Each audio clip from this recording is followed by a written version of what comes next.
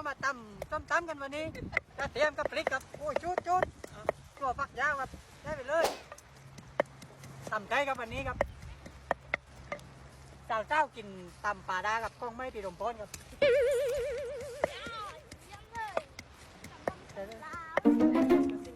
น้ำปลาครับจะคิดน้ำตาลปี๊บครับคนใส่ตกเลยเอาเปรี้ยวได้ไปเลยตัวใหญ่นะโอ้ยพองกาตัวนี้เร็วคนที่ตกแล้วอย่ารูดอยู่ไอ้นี่โลโก้ฮอลแลนด์ครับโลโก้ฮอลแลนด์ตำนาวกับได้ไปเลยโลโก้กับได้เลยหอมกันนะร้อยไม่รู้ว่าโอ้มาเลยนะ เอ็ดกับได้ไปเลยทำไปเลยชิมเลยดิร้อยไหมว้าย